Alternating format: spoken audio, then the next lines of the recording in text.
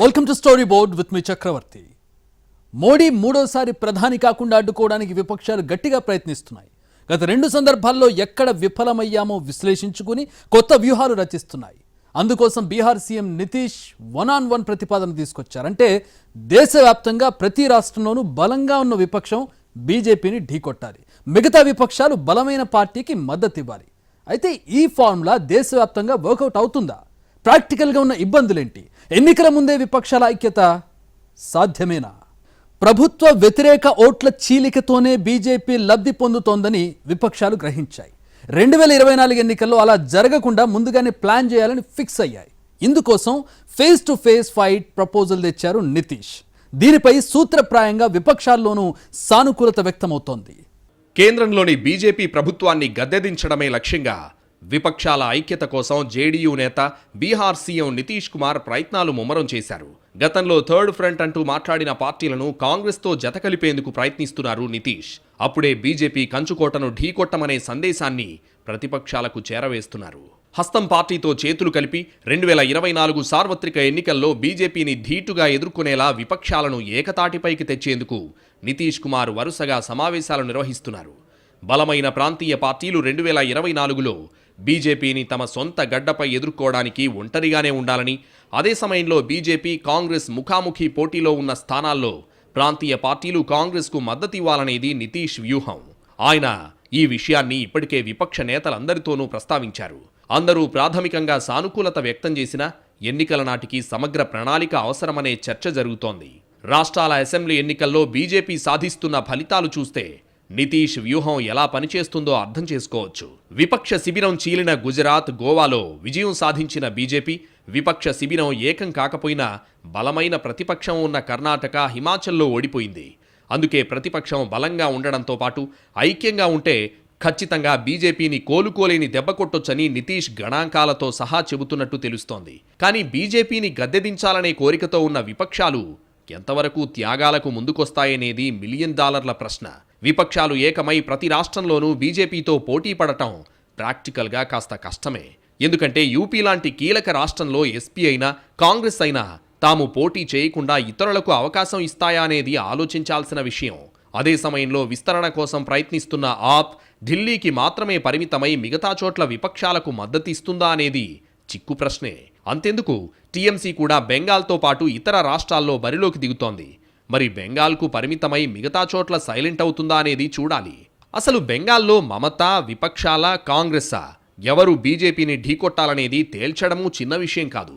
బీహార్లో కూడా కాంగ్రెస్, ఆర్జేడీ, జేడీయూల్లో ఎవరు త్యాగం చేయాలో నిర్ణయించడం అంత ఈజీ కాదు. ఇలాంటి చిక్కు ప్రశ్నలన్నింటికీ సమాధానం వెతక్కుండా 1-on-1 అంటూ పేపర్ మీద లెక్కలేస్తే ఫలితం ఉండదనే వాదన కూడా ఉంది. అయితే ఈ విషయాన్ని మరింత సంక్లిష్టం చేయాల్సిన పనిలేదని, కలిసి కూర్చుంటే పరిష్కారం దొరుకుతుందనే అభిప్రాయం కూడా వినిపిస్తోంది. రాష్ట్రాల వారీగా కాకుండా నియోజకవర్గాల వారీగా పార్టీల బలాబలాలు చూసి బలమైన పార్టీని సదరు స్థానంలో బీజేపీతో ఢీకొట్టిస్తే ఖచ్చితంగా మెరుగైన ఫలితాలుంటాయనే అంచనాలున్నాయి. ఏం చేసినా ఉత్తరాదిలో చేయొచ్చేమో కానీ దక్షిణాదిలో అంత ఈజీ కాదనే విశ్లేషణలున్నాయి. తెలుగు రాష్ట్రాల విషయానికొస్తే ఏపీలో జాతీయ పార్టీలకు ఉనికి లేదు. తెలంగాణలో బీఆర్ఎస్, కాంగ్రెస్ కలిసి పనిచేసే పరిస్థితి లేదు. అట్లయితే తెలుగు రాష్ట్రాల్లో బీజేపీకి పెద్దగా స్టేక్స్ లేవు. తెలుగు రాష్ట్రాల వరకు వచ్చేటప్పటికి తెలంగాణలో బీజేపీ ఒక బలమైనటువంటి శక్తి, ఆంధ్రలో బీజేపీ ఎదగడానికి ఇంకా చాలా సమయం పట్టేటటువంటి సూచనలు ఇప్పటికి ఉన్నాయి. తమిళనాడులో, కర్ణాటకలో, పుదుచ్చేరిలో ఇప్పటికే క్లారిటీ ఉంది. ఇక కేరళలో బీజేపీకి పెద్దగా ఉనికి లేదు. అక్కడ వామపక్షాలు, కాంగ్రెస్ ముఖాముఖి పోరు ఉంది. ఇక్కడ విపక్షాలు ఏకమైతే ఎవరితో పోటీ పడాలనే ప్రశ్న ఖచ్చితంగా వస్తుంది. ఇక్కడ మరో వాదన కూడా ఉంది. బీజేపీకి పట్టున్న రాష్ట్రాల లెక్క తీసి మొదట అక్కడ బీజేపీని ఫేస్ చేసేదెవరో తేల్చేస్తే మిగతా చోట్ల ఐక్యత పెద్ద కష్టం కాదనే, అక్కడ యథాతథ స్థితి ఉన్నా నష్టం లేదని విపక్షాలు లెక్కలేస్తున్నాయి. బీజేపీ ఉత్తరాదిలోనే బలంగా ఉంది కాబట్టి అక్కడే గట్టి దెబ్బ కొట్టాలనేది ఓ వ్యూహం. దీన్ని వర్కౌట్ చేయడంపైనే నితీష్ విపక్షాలతో చర్చలు జరుపుతున్నారని అంటున్నారు. మరి జూన్ 12న పాట్నాలో జరిగే విపక్షాల భేటీలో దీనిపై ఏమైనా కీలక నిర్ణయం తీసుకుంటారా లేదా అనేది చూడాలి. విపక్షాలను ఐక్యం చేసేందుకు ఇప్పటికే నితీష్ కుమార్, పశ్చిమ బెంగాల్ సీఎం మమతా బెనర్జీ, ఎస్పీ నేత అఖిలేష్ యాదవ్, శివసేన అధినేత ఉద్ధవ్ ఠాక్రే, ఎన్సీపీ అధినేత శరద్ పవార్, ఢిల్లీ సీఎం అరవింద్ కేజ్రీవాల్తో సమావేశాలు నిర్వహించారు. ఈ సమావేశాల్లో విపక్షాల ఐక్యత, బీజేపీని ఎదుర్కోవాల్సిన అవసరం, పొత్తులు, ఉమ్మడి కార్యాచరణ తదితర అంశాలపై చర్చలు జరిపారు. ఇప్పుడు రాహుల్, ఖర్గేతో సైతం ఇదే అంశంపై చర్చించారని చెబుతున్నారు. ప్రస్తుతం కాంగ్రెస్ అన్ని రాష్ట్రాల్లో బలంగా లేదు. కానీ దాదాపు అన్ని చోట్ల కాంగ్రెస్ పార్టీ అభ్యర్థులు పోటీలో ఉంటున్నారు. అదే సమయంలో ఆయా రాష్ట్రాల్లో బలంగా ఉన్న ప్రాంతీయ పార్టీలు ఒంటరిగా బరిలోకి దిగుతున్నాయి. దీనివల్ల ఓట్లు చీలి అంతిమంగా బీజేపీకి లాభం జరుగుతోంది. దీనికి విరుగుడుగానే నితీష్ 1-on-1 పేరుతో సరికొత్త వ్యూహాన్ని తెరపైకి తెచ్చినట్లు తెలుస్తోంది. బీజేపీతో ప్రాంతీయ పార్టీలు లేదా కాంగ్రెస్ మాత్రమే పోటీ చేయాలన్నది నితీష్ ప్లాన్గా భావిస్తున్నారు. బలమైన ప్రాంతీయ పార్టీలు 2024లో బీజేపీని తమ సొంత గడ్డపై ఎదుర్కోవడానికి ఒంటరిగానే ఉండాలని, అదే సమయంలో బీజేపీ, కాంగ్రెస్ ముఖాముఖి పోటీలో ఉన్న స్థానాల్లో ప్రాంతీయ పార్టీలు కాంగ్రెస్కు మద్దతిచ్చేలా నితీష్ వ్యూహమని సమాచారం. గతంలో థర్డ్ ఫ్రంట్ నినాదం ఎత్తుకున్న పార్టీలను సైతం దీనికి నితీష్ ఒప్పించే ప్రయత్నం చేస్తున్నట్లు తెలుస్తోంది. రీసెంట్గా మమతా బెనర్జీతో నితీష్ సమావేశంలో కూడా దీదీ ఇదే అభిప్రాయాన్ని వ్యక్తం చేశారు. కాంగ్రెస్ బలంగా ఉన్న చోట మద్దతిస్తాం, అదే సమయంలో ప్రాంతీయ పార్టీలు బలంగా ఉన్న చోట కాంగ్రెస్ వారికి మద్దతివ్వాలని కోరారు. ఈ ఫార్ములాకు ఒప్పుకుంటే ప్రాంతీయ పార్టీల్లో మెజారిటీ పార్టీలు కాంగ్రెస్కు మద్దతిచ్చే అవకాశాలున్నాయి. కర్ణాటక ఎన్నికల విజయంతో ఉత్సాహంగా ఉన్న కాంగ్రెస్ బీజేపీయేతర విపక్షాలను కలిపే ప్రయత్నాలను ముమ్మరం చేసింది. త్వరలో విపక్షాల సమావేశం ఏర్పాటు చేయనున్నట్లు ప్రకటించింది. ఇందులో చాలా పార్టీలు పాల్గొంటాయని పేర్కొంది. కొద్ది కాలంగా బీహార్ సీఎం నితీష్ కుమార్ విపక్షాల ఐక్యత కోసం శతవిధాలా ప్రయత్నిస్తున్నారు. వరుసగా విపక్ష నేతలను కలుస్తూ అందరినీ ఓ కామన్ ప్లాట్ఫామ్ పైకి తెచ్చేందుకు ప్రయత్నిస్తున్నారు. ఇప్పటికే మమతా, పవార్, ఉద్ధవ్, తేజస్వి యాదవ్ సహా పలువురు విపక్ష నేతలను కలిశారు. తెలంగాణ సీఎంను కూడా త్వరలో కలిసే అవకాశం ఉంది. ఎక్కడ ఏ పార్టీ అధికారంలో ఉంటే ఆ పార్టీతో తమకున్న బలాన్ని బట్టి మిగిలిన పార్టీలతో పొత్తు పెట్టుకోవడానికి అడుగులు వేసే దిశగా ప్రయత్నాలు ప్రారంభమయ్యాయి. అయితే కర్ణాటకలో కాంగ్రెస్ విజయం తర్వాత ఈ ప్రయత్నాలు మరింత ముమ్మరం కానున్నాయి. గతంలో ఓ సీనియర్ కాంగ్రెస్ నేత బీజేపీని ఓడించేందుకు అన్ని పార్టీలు కలసికట్టుగా పోరాడాల్సి ఉందన్నారు. అంతేకాదు, అందుకు ఆయన ఓ ప్రతిపాదన సైతం తెరపైకి తెచ్చారు. ఎక్కడ ఏ పార్టీ బలంగా ఉంటే అక్కడ ఆ పార్టీకి మిగిలిన పార్టీలు మద్దతివ్వాలన్నారు. అందువల్ల బీజేపీతో విపక్షాల అభ్యర్థి నేరుగా తలపడే అవకాశం ఉందన్నారు. అయితే ఆ సమయంలో పెద్దగా దాన్ని ఏ నాయకుడు పట్టించుకోలేదు. ఇప్పుడు నితీష్ అదే ప్రపోజల్ తెరపైకి తేవడం కీలకంగా మారింది. కన్నడ సీమలో హస్తం విజయం తర్వాత మిగిలిన విపక్షాల వైఖరిలో మార్పు కనిపిస్తోంది. మొన్నటి వరకు తమకు మద్దతివ్వాలని చెబుతూ వస్తున్న విపక్ష నేతలు ఇప్పుడు కాంగ్రెస్ కూటమిలో చేరేందుకు ముందుకొస్తున్నాయి. రాబోయే లోక్సభ ఎన్నికల్లో కాంగ్రెస్ బలంగా ఉన్న స్థానాల్లో ఆ పార్టీకి మద్దతిస్తామని పశ్చిమ బెంగాల్ సీఎం, టీఎంసీ అధినేత్రి మమతా బెనర్జీ ప్రకటించారు. అయితే వేరే రాజకీయ పార్టీలు బలంగా ఉన్న నియోజకవర్గాల్లో కాంగ్రెస్ కూడా అదే పని చేయాలని ఆకాంక్షించారు. కర్ణాటక ఎన్నికల ఫలితాల తరుణంలో ఆమె ఈ ప్రకటన చేశారు. లోక్సభ ఎన్నికల్లో కాంగ్రెస్కు మద్దతిస్తామని చెప్పడం ద్వారా విపక్షాల కూటమిలో టీఎంసీ కూడా ఉండబోతున్నట్లు మొదటిసారిగా స్పష్టత ఇచ్చారు. ఎవరికి వారు మోడీ సర్కార్పై తిరుగుబాటు జెండా ఎగరవేస్తే ప్రయోజనం లేదని అందరూ కలసికట్టుగా పోరాడినప్పుడే మోడీ సర్కార్కు చెక్ పెట్టొచ్చని భావిస్తున్నాయి విపక్ష పార్టీలు. అయితే ఏ పార్టీతో ఏ పార్టీలు కలుస్తాయనేది ఇప్పటికీ అంతుచిక్కని ప్రశ్నే. కాంగ్రెస్, తృణమూల్ కాంగ్రెస్, జేడీయూ, సమాజ్వాదీ పార్టీ, ఎన్సీపీ, బీఆర్ఎస్, డీఎంకే, ఆమ్ ఆద్మీ పార్టీ ఇలా అన్ని పార్టీలు బీజేపీకి వ్యతిరేకంగానే ఉన్నప్పటికీ ఈ పార్టీలన్నీ ఒకే తాటిపైకి రావడం అనేదే పెద్ద టాస్క్లా మారింది. కేంద్రంలోని బీజేపీ సర్కార్ను గద్దెదించడానికి విపక్షాలు ఏకమవుతున్నాయా? ఈ పనిని బీహార్ సీఎం నితీష్ కుమార్ తన భుజాన వేసుకున్నారా? కాంగ్రెస్, ప్రాంతీయ పార్టీలు కలిసి బీజేపీని ఎలా ఎదుర్కోబోతున్నాయి? బీజేపీకి వ్యతిరేకంగా ప్రతిపక్షాల కూటమి ప్లాన్ కొలిక్కి వస్తుందా? మొన్నటిదాకా విపక్షాల ఐక్యత కోసం మమతా బెనర్జీ ప్రయత్నిస్తే ఇప్పుడు జేడీయూ అధినేత నితీష్ కుమార్ యత్నిస్తున్నారు. ఇంకోవైపు నుంచి కేజ్రీవాల్ కూడా విపక్షాల ఐక్యత కోరుకుంటున్నారు. కానీ వీరంతా కూడా ఎవరికి వారే యమునా తీరే అన్నట్టుగా స్వతంత్రంగా ముందుకు సాగుతున్నారు తప్ప అందరూ కలిసి మాత్రం ముందుకు సాగడం లేదు. దీంతో విపక్షాల ఐక్యత అనేది జస్ట్ మాటల వరకే అనే భావన కలుగుతోంది. విపక్షాలంతా ఒక్కటే అనే అభిప్రాయం ప్రజల్లో ఏర్పడాలంటే అన్ని పార్టీలు కలిసి పోరాటం సాగించాల్సి ఉంటుంది. ప్రస్తుతం జరుగుతున్న పరిణామాలను చూస్తుంటే ఆ దిశగా అడుగులు పడుతున్నట్లే కనిపిస్తోంది. జూన్ 12న దాదాపు 20 విపక్ష పార్టీలు బీహార్లోని పాట్నాలో సమావేశం కానున్నాయి. కాంగ్రెస్, తృణమూల్ కాంగ్రెస్, సిపిఐ, సిపిఎం, జేడీయూ, ఆప్ వంటి కీలక పార్టీలు ఈ జాబితాలో ఉన్నాయి.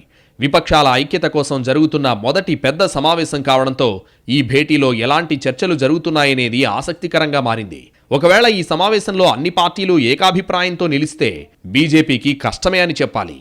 అసలైన గేమ్ జూన్ 12 నుంచి మొదలు కాబోతోందని విశ్లేషకులు చెబుతున్నారు. ఇకపై విపక్షాలు వేసే ప్రతి అడుగు కూడా బీజేపీకి గట్టిగానే నష్టం చేకూర్చే అవకాశం ఉంది. మరి ఏం జరుగుతుందో చూడాలి. గతంలోనూ విపక్షాల ఐక్యత కోసం ప్రయత్నాలు జరిగినా అవి వర్కౌట్ కాలేదు. అయితే ప్రతిపక్షాలకు ఇప్పుడు ఒక అడ్వాంటేజ్ ఉంది. గతంలో విపక్షాలు ఐక్యం కావాలనే అభిప్రాయాలు, ఆలోచనలు లేవు. ఈసారి ఆ అవసరం వాటికి ఏర్పడింది. ఈ ఐక్యత ఖచ్చితంగా విపక్షాలకు మేలు చేకూర్చే అవకాశాలున్నాయి. గతంలో విపక్షాల ఐక్యతకు నాయకత్వం ఎవరు వహిస్తారనే వద్దే కూటమి ఏర్పాటు ఆగిపోయేది. కానీ ఇప్పుడు ఆ పట్టు విడుపులు కూడా వచ్చిన పరిస్థితి కనిపిస్తోంది. అదే నిజమైతే 2024 లోక్సభ ఎన్నికల్లో విపక్షాల ఐక్యత ఏర్పడుతుంది. విపక్ష కూటమి ఎంత సమర్థంగా క్యాంపెయిన్ చేయగలిగిందనే దానిమీదే ఫలితం ఆధారపడి ఉంటుంది. కర్ణాటక ఎన్నికల్లో కాంగ్రెస్ విజయం సాధించింది. ఇది పైకి కనిపించేది. కానీ అంతర్లీనంగా 3 కీలక అంశాలు ప్రతిపక్ష శిబిరానికి, ముఖ్యంగా కాంగ్రెస్కు ఎక్కడలేని ఉత్సాహం ఇస్తున్నాయి. కర్ణాటకలో ఒకేసారి మోడీ చరిష్మా, హిందుత్వాన్ని అధిగమించిన కాంగ్రెస్ ఘన విజయం సాధించింది. గతంలో మోడీ ప్రచారానికి రాగానే కాంగ్రెస్ బెదిరిపోయి ఫీల్డ్ వదిలేసి పారిపోతోందనే విమర్శలొచ్చాయి. కానీ కర్ణాటకలో అలా జరగలేదు. మోడీ ఉద్ధృత ప్రచారం చేసిన జై బజరంగ్ బలి అన్న కాంగ్రెస్ ఎక్కడా తొణకలేదు. తన ప్రచార వ్యూహం మార్చుకోలేదు. ఇంకో కీలకమైన అంశం ఏంటంటే కర్ణాటకలో బీజేపీ ఓట్లు తగ్గకుండానే కాంగ్రెస్కు ఓట్లు, సీట్లు రెండూ పెరిగాయి. ఇది నిజంగా బీజేపీ కూడా ఊహించని పరిణామం. గతానికి భిన్నంగా యాంటీ గవర్నమెంట్ ఓటు ర్యాలీ అయింది. సానుకూల ఓటును ర్యాలీ చేసుకుని గెలుస్తున్న బీజేపీకి నెగిటివ్ ఓటు ర్యాలీ కావడం ఊహించని విషయం. చివరకు జేడీఎస్ లాంటి పార్టీ ఓట్లు చీలి కాంగ్రెస్కు గెయిన్ అయింది. అంటే కాంగ్రెస్తో పాటు ఇతర పార్టీలు బరిలో ఉంటే బీజేపీ వ్యతిరేకులు కాంగ్రెస్ వైపే మొగ్గుతారనేది కూడా కర్ణాటక ఫలితాలు నిరూపించాయి. అయితే గతంలో జరిగిన రాష్ట్రాల ఎన్నికల్లో కూడా కర్ణాటక ఫలితాలు నిరూపించాయి. అయితే గతంలో జరిగిన రాష్ట్రాల ఎన్నికల్లో ఇలా జరగకపోవడమే కాంగ్రెస్ కొంపముంచింది. అందుకే బీజేపీ ప్రతిసారి గెలుస్తూ వచ్చిందనే విశ్లేషణలున్నాయి. ఈసారి కర్ణాటకలో ఆ సంప్రదాయానికి బ్రేక్ పడింది. మరి తర్వాత జరిగే ఉత్తరాది రాష్ట్రాల ఎన్నికల్లోనూ ఇదే ట్రెండ్ కొనసాగుతుందా లేదా అనేది చాలా కీలకం. ఇప్పటికీ జాతీయ స్థాయిలో బీజేపీకి వ్యతిరేకంగా సిద్ధాంతపరంగా బలమైన వాదన వినిపించే స్కోప్ కాంగ్రెస్కుంది. ఇప్పటివరకు ఆ పార్టీ నైరాస్యంలో కూరుకుపోయి ఉన్న శక్తియుక్తులు కూడా సరిగా వాడలేదనే అభిప్రాయం ఉంది. ఇప్పుడు కర్ణాటక కిక్కుతో ఉత్సాహంగా పనిచేస్తే కాంగ్రెస్ తన భావజాలాన్ని కూడా మరోసారి ప్రజల్లోకి చొప్పించగలిగితే యాంటీ గవర్నమెంట్ ర్యాలీ కావడం కష్టం కాదనేది విశ్లేషకుల మాట. మరి కాంగ్రెస్ తన సామర్థ్యాన్ని ఏ మేరకు పెంచుకుంటుందో చూడాల్సింది.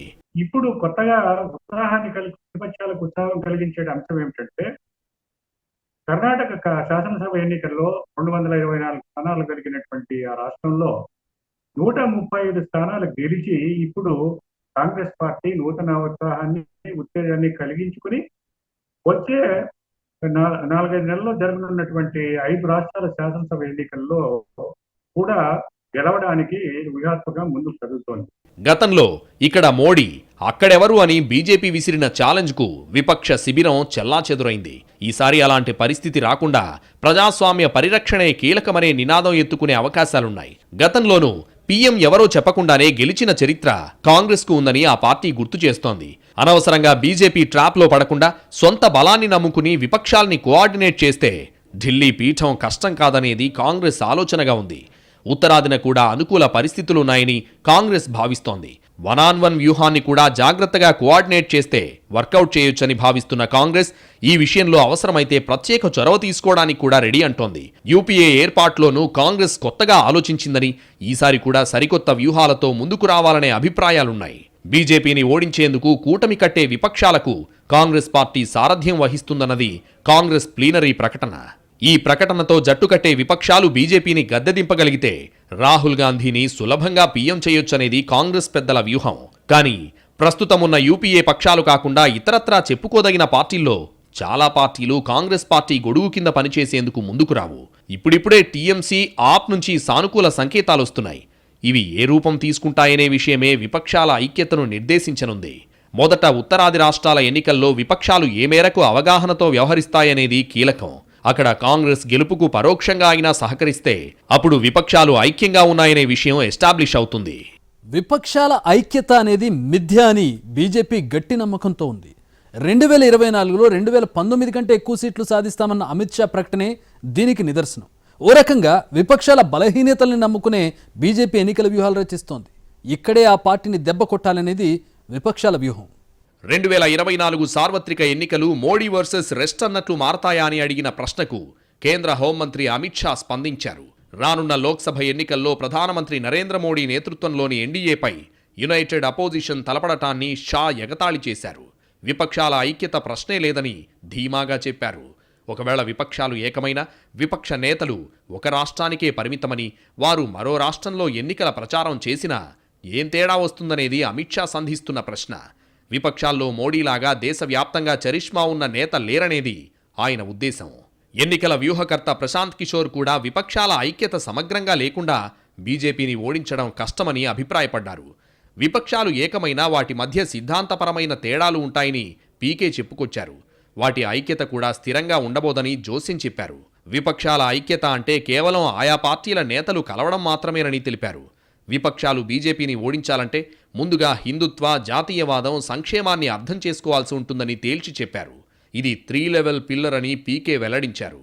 వీటిలో కనీసం రెండింటిని విపక్షాలు అధిగమించకపోతే బీజేపీని అవి కనీసం ఛాలెంజ్ కూడా చేయలేవని తన మనసులో మాట బయటకు చెప్పారు. హిందుత్వ సిద్ధాంతంపై పోరాడాలంటే విపక్షాలు తమ సిద్ధాంతాలను ఏకం చేయాలని, ఎవరి సిద్ధాంతం వారిది అనుకుంటే బీజేపీని ఓడించలేవని పీకే తెలిపారు. గాంధీవాది, అంబేద్కర్ రైట్స్, సోషలిస్టులు, కమ్యూనిస్టులు ఏదైనా సరే సిద్ధాంతం అనేది చాలా ముఖ్యమన్నారు. అయితే ఈ సిద్ధాంతాలతోనే ప్రజల నమ్మకాన్ని సాధించడం అంత ఈజీ కాదని వెల్లడించారు. కానీ హిమాచల్, కర్ణాటక ఫలితాలు విపక్షాల ఆలోచనల్లో మార్పు తెచ్చాయనేది ఖాయం. గతంలో బలమైన ప్రాంతీయ పార్టీలున్న చోటే బీజేపీ ఓడిపోయింది. కానీ ఇప్పుడు కాంగ్రెస్ బలంగా ఉన్న చోట కూడా ఓడిపోతుందని సంకేతాలొచ్చాయి. దేశవ్యాప్తంగా కాంగ్రెస్ గ్రాఫ్ పెరిగింది. విపక్షాలు ఏకమయ్యాయని, బీజేపీకి వ్యతిరేకంగా త్యాగాలకు సిద్ధపడుతున్నాయనే సంకేతాలు ప్రజల్లోకి పంపితే ఖచ్చితంగా మార్పు వస్తుందనేది విశ్లేషకుల మాట. బీజేపీ ఓటు బ్యాంకును తగ్గించడం కంటే యాంటీ ఓటును ర్యాలీ చేయడంపై దృష్టి పెడితే మెరుగైన ఫలితాలుంటాయని కర్ణాటక ఫలితాలు నిరూపించాయి. మరి పాట్నా భేటీ ఏం డిసైడ్ చేస్తుందనేది తేలాల్సి ఉంది. గతంలో బీజేపీని గద్దెదించకపోతే ప్రాంతీయ పార్టీల్ని మింగేస్తుందనే భావన ఉండేది. ఇప్పుడు అసలు బీజేపీయేతర రాష్ట్రాల్ని బతకనివ్వడం లేదనే అభిప్రాయం బలపడింది. అందుకే గతంలో పెద్దగా గళం విప్పని నేతలు కూడా ఇప్పుడు ముందుకొస్తున్నారు, గట్టిగా మాట్లాడుతున్నారు. అధికారంలోకొచ్చి ఎవరి పని వారు చేసుకుంటే పర్లేదు, కానీ రాజకీయ ఆధిపత్యం సాగించాలనే బీజేపీ ధోరణిపై విపక్షాలు చాలా ఆగ్రహంగా ఉన్నాయి. మోడీ నీతిపరుడు అని చెప్పుకుంటే పర్లేదని, దానికోసం విపక్ష నేతలందరికీ అవినీతి మకిలి అంటించే ప్రయత్నం చేయడం పార్టీల అస్తిత్వానికే దెబ్బ అనే వాదన కూడా ఉంది. అందుకే బీజేపీని ఓడించడం రాజకీయ అవసరమే కాదు, అస్తిత్వ పోరాటం అని మెజారిటీ విపక్షాలు గ్రహించాయి. మరి ఇదే పట్టుదల కడదాకా ఉంటుందా? మధ్యలో ఇగోలు నిద్రలేస్తాయా అనేది చూడాలి. కర్ణాటక ఫలితాల తర్వాత విపక్షాలకు ధీమా పెరిగితే బీజేపీ కూడా పునరాలోచనలో పడింది. వ్యూహం మార్చినా ఆశ్చర్యపోనక్కర్లేదు. బీజేపీ ఎలాంటి వ్యూహంతో వచ్చినా ఆ పార్టీ మూలాలపై దిమ్మ తిరిగే దెబ్బ కొట్టాలనేది విపక్షాల పట్టుదల. ఇందుకోసం ముందు విపక్షాలు ఒకే మాట మాట్లాడాలి. ఏ విపక్ష నేత ప్రెస్ మీట్ పెట్టినా బీజేపీపై కామన్ విమర్శలుండాలి. అవి జనం కనెక్ట్ అయ్యేలా ఉండాలి. అప్పుడే ఆశించిన ఫలితం దక్కుతుంది. అప్పుడే 1-on-1 వ్యూహం కూడా వర్కౌట్ అవుతుందనే నమ్మకం అందరికీ వస్తుంది.